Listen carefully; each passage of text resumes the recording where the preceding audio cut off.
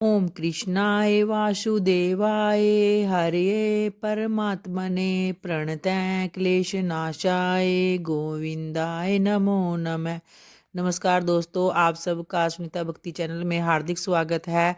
भगवान श्री हरि की कृपा आप और आपके समस्त परिवार पर बनी रहे। तो आइए भक्तों, आगे के माघ मास के कथा महात्म्य को प्रारंभ करते हैं। फिर उसके बाद पथिक कहने लगा कि हे प्रेत, तुमने सारस के वचन किस प्रकार और क्या सुने थे, सो कृपा करके मुझे बतलाइए। तो इस पर प्रेत कहने लगा कि इस वन में कुहरा नाम की नदी पर्वत से निकलती है। मैं घूमता घूमता उस नदी के किनारे जा पहुंचा और थकावट दूर करने के लिए वहां पर ठहर गया। तो उसी से मैं लाल मुख और तीखे दांतों वाला एक बड़ा बंदर वृक्ष से उतरकर वहां जल्दी से आ पहुंचा, जहां पर एक सारस सोया हुआ था।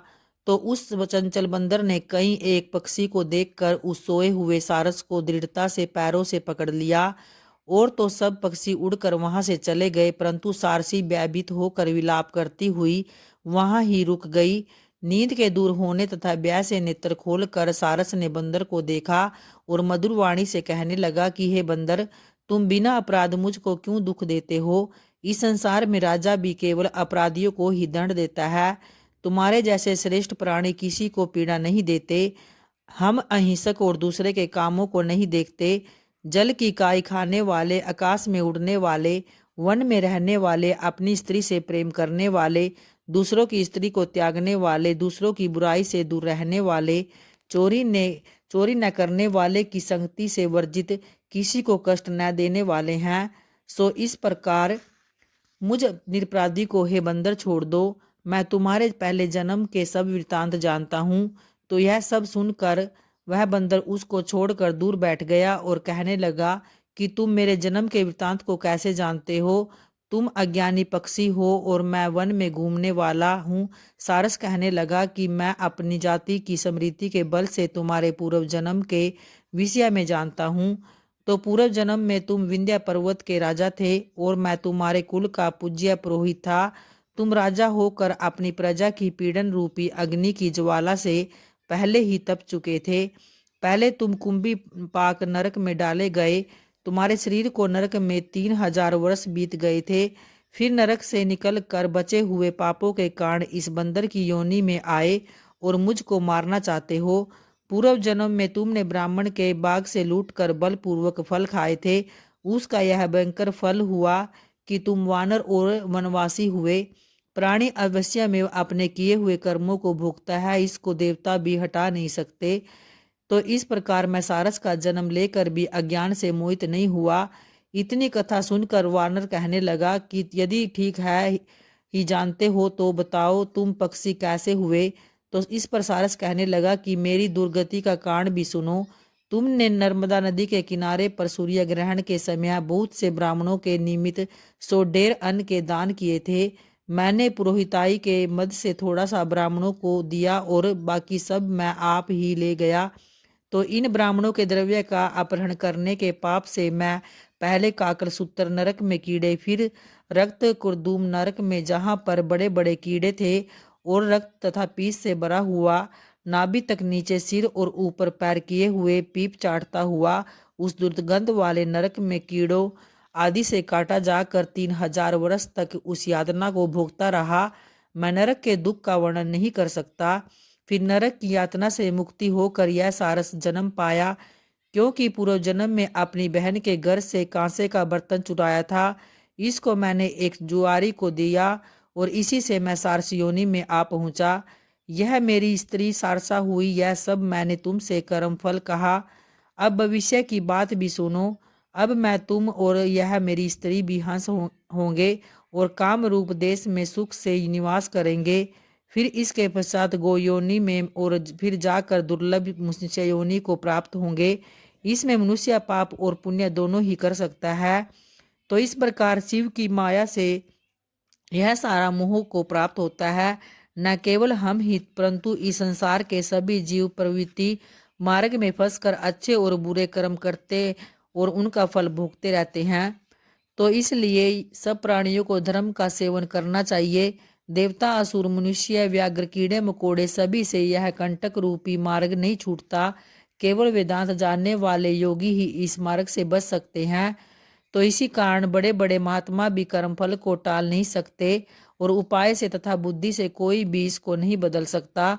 तुम पहले राजा थे, फिर नरक में गए, अब बंदर की योनि में वन वन में फिरते हो और फिर भी ऐसा ही जन्म पाओगे। तो ऐसा विचार कर आनंद पूर्वक और धैर्य धर कर विचरते हुए काल की प्रतीक्षा करो। तब वानर ने कहा कि पहले जन्म में मैं तुम्हारी पूजा करता था, अब तुम मुझको प्रणाम करते हो। तुम जाति के स्मरण से मेरे पूर्व जन्म के वृत्तांत को जानते हो, सो आनंद पूर्वक रहो, तुम्हारा कल्याण हो। तुम्हारे वचनों को सुनकर मैं मोहित रहित होकर मैंने नदी के तट पर बंदर और सारस का संवाद सुना। तब मुझको बोध हुआ और मोह तथा शोक का नाश हुआ। तो इस तरह से भक्तों आज के कथा माघ महात्म्य का यही समापन होता है। तो अगली कथा अगले अध्याय में प्रारंभ करेंगे। आइए भक्तों, अब लपसी तपसी की कहानी सुनते हैं। एक लपसी था, एक तपसी था। तपसी हमेशा भगवान की तपस्या में लीन रहता था और लपसी रोजाना सवा सेर की लापसी बनाकर भगवान का भोग लगाकर जीम लिया करता था। तो एक दिन दोनों में लड़ाई होने लगी। तपसी बोला, मैं रोज भगवान की तपस्या करता हूँ इसलिए मैं बड़ा हूँ। और लपसी बोला, मैं रोज भगवान को सवा सेर लापसी का भोग लगाता हूँ इसलिए मैं बड़ा हूँ। तो इतने में नारद मुनि जी वहां से गुजर रहे थे। तो दोनों को लड़ता देखकर उनसे पूछा कि तुम क्यों लड़ रहे हो। तपसी ने खुद के बड़ा होने का कारण बताया और लपसी ने अपना कारण बताया। तो नारद जी बोले, तुम्हारा फैसला मैं कल कर दूंगा। तो दूसरे दिन लपसी और तपसी नहाकर अपनी रोज की भक्ति करने आए। तो नारद जी ने छुप कर 1.25 करोड़ की एक अंगूठी उन दोनों के आगे रख दी। तो तपसी की नजर जब अंगूठी पर पड़ी तो उसने चुपचाप अंगूठी उठाकर अपने घुटने के नीचे दबा ली। लपसी की नजर अंगूठी पर पड़ी लेकिन उसने ध्यान नहीं दिया। भगवान को भोग लगाकर लापसी खाने लगा। तो नारद जी के सामने आते ही दोनों ने पूछा कि कौन बड़ा है। तो नारद जी ने तपसी से खड़ा होने को कहा। वो खड़ा हुआ तो उसके नीचे दबी अंगूठी दिखाई पड़ी। तो नारद जी ने तपसी से कहा, तपस्या करने के बाद भी तुम्हारी चोरी करने की आदत नहीं गई, इसलिए लपसी बड़ा है और तुम्हें तुम्हारी तपस्या का कोई फल भी नहीं मिलेगा। तो तपसी शर्मिंदा होकर माफी मांगने लगा। उसने नारद जी से पूछा कि मुझे मेरी तपस्या का फल कैसे मिलेगा। तो नारद जी ने कहा, यदि कोई गाय और कुत्ते की रोटी नहीं बनाएगा तो फल तुझे मिलेगा। यदि कोई ब्राह्मण को भोजन करवा कर दक्षिणा नहीं देगा तो फल तुझे मिलेगा। यदि कोई साड़ी के साथ ब्लाउज नहीं देगा तो फल तुझे मिलेगा। यदि कोई दिए से दिया जलाएगा तो फल तुझे मिलेगा। यदि कोई सारी कहानी सुने लेकिन तुम्हारी कहानी नहीं सुने तो फल तुझे मिलेगा। उसी दिन से हर व्रत कथा कहानी के साथ लपसी तपसी की कहानी भी सुनी जाती है और कही जाती है। आइए अब तुलसी चालीसा पाठ को प्रारंभ करते हैं। धन्य धन्य श्री तुलसी माता, महिमा अगम सदा श्रुति गाता। हरि के प्राणों से तुम प्यारी, हरि के हेतु किनो तप भारी। जब प्रसन्न है दर्शन दीनो, तब कर जोरी विनय उसकी नो। हे भगवंत कंत मम हो, दीन जानी जनि छाड़ू छो। सुनी लक्ष्मी तुलसी की बानी, दीनो श्राप कद पर आनी।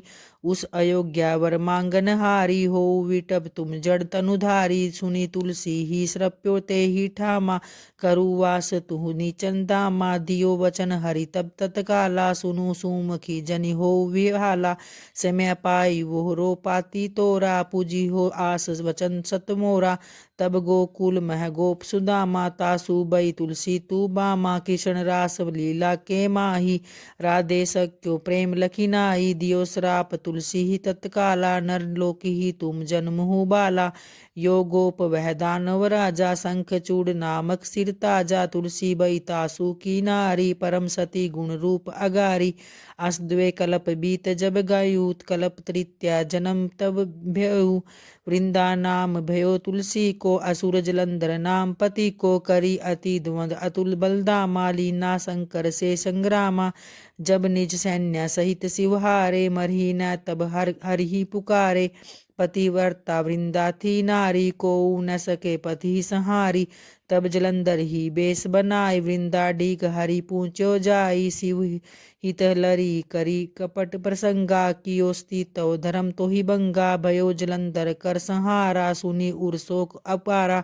तिहि क्षण दियो कपट हरि टारी, लखी वृंदा दुख गिरा उचारी। जलंधर जस होते त्यो अबीता सोई रावण तस हरि सीता अस्प्रस्तर समहृदय तुम्हारा धर्म खंडी मम पति सहारा ही कारण लही श्राप हमारा होवे तनु पाषाण तुम्हारा सुनी हरि तुरत ही वचन उचारे दियो श्राप बिना विचारे लख्यो न निज करतूति पति को लछन चहो तब जब पार्वती को जड़मति तहु अस हो जड़ रूपा जग मह तुलसी विटप अनुपा दग्व रूप हम शालिग्रामा नदी गंड की बीच ललामा जो तुलसी दल हमी चढ़ी है सब सुख भोगी परम पद पहिए बिनु तुलसी हरि जलत शरीरा अतिशय उठत शीस उर्पीरा जो तुलसी दल हरि सिर धारत सो सहस्त्र गट अमृत डारत तुलसी हरि मन रंजनी हारी रोग दोष दुख भंजनी हारी प्रेम सहित हरि भंजन निरंतर तुलसी राधा में नाही अंतर व्यंजन हो छप नहु प्रकारा बिनु तुलसी दल न हरि